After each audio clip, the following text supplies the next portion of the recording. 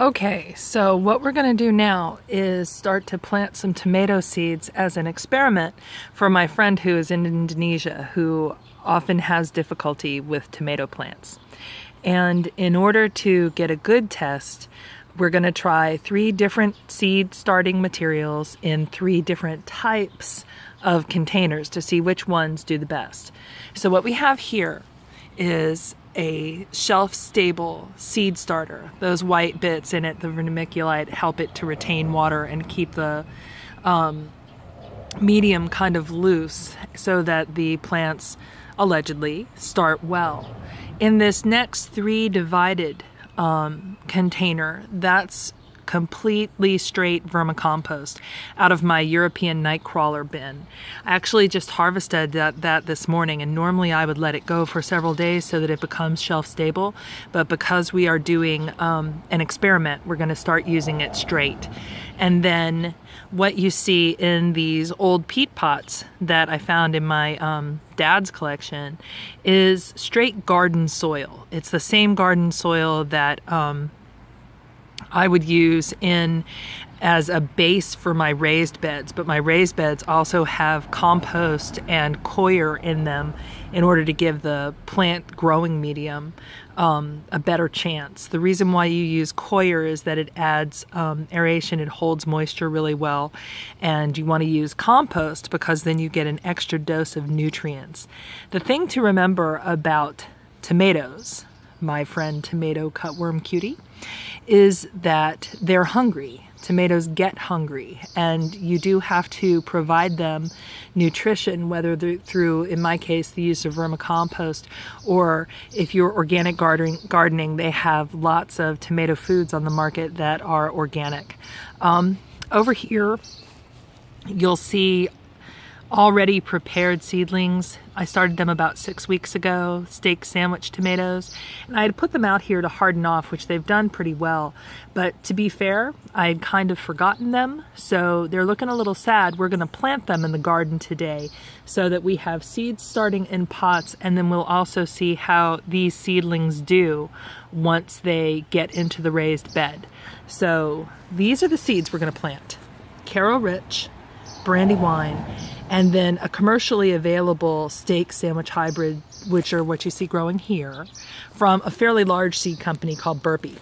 Now, the difference between these 2 seeds here and this seed is that these are actually sustainable. These are seeds that are grown, that come from plants that are grown specifically to continue to generate seeds. These are not.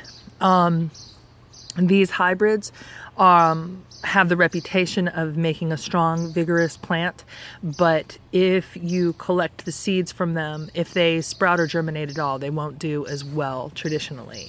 So we're going to see which seeds sprout the best and which ones are not so great, what soil medium does best for them, and it'll take us about a month to figure this out. So hang on, I'm going to plant the seeds. You're going to put them in at about a 1/4 inch depth and then water everything down really well. And as soon as I do that and water the seeds, I will be back and we'll plant these other seedlings in the raised bed garden. Okay, so everything is planted now and it's had a really good water. We're going to leave these little guys alone. It's supposed to rain this afternoon, or else I would actually give them a little bit more. And if the rain doesn't come, I'll come out and I will water them again. Ideally, with something like this, you could start it in a greenhouse, even a small portable one. But we've now passed the point in Virginia where we actually need to do that. These can go ahead and germinate outside.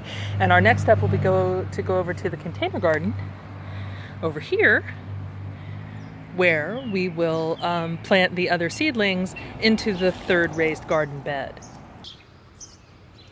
Okay, here you can see the raised bed. I've got the seedlings laid out where they're going to go, and it really doesn't take much to plant them. This is only this bed is only 6 inches deep, and you don't need any more than that in a raised garden bed, at least not in this area. So all you're going to do is move the soil. In this case, the raised bed soil, like I said, is a mixture of compost and coir and some regular garden soil.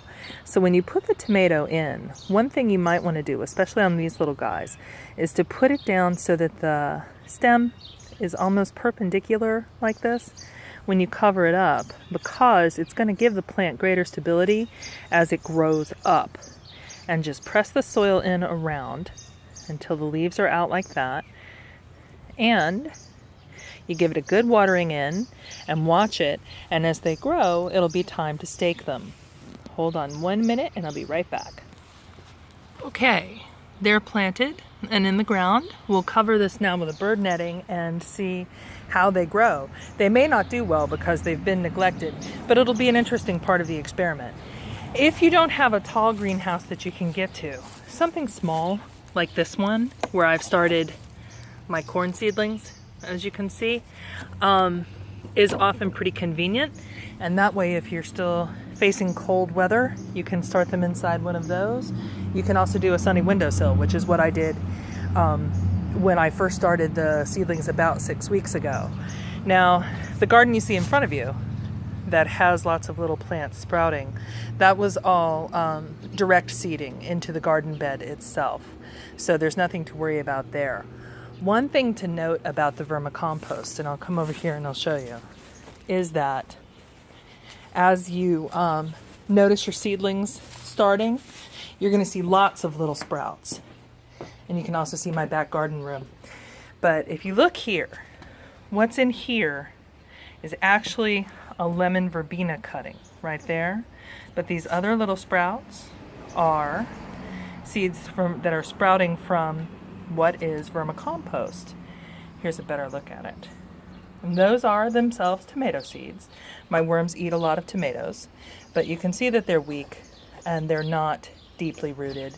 So if you notice these coming up in your seed pots, you can go ahead and just pluck them out like this, because tomato seeds are going to take anywhere from 7 to 10, sometimes even 12 days to germinate. So we're going to watch the seedlings that we have, and we'll see what sprouts and we'll see what does best in the best medium. So I will see you guys with another tomato video in about a month.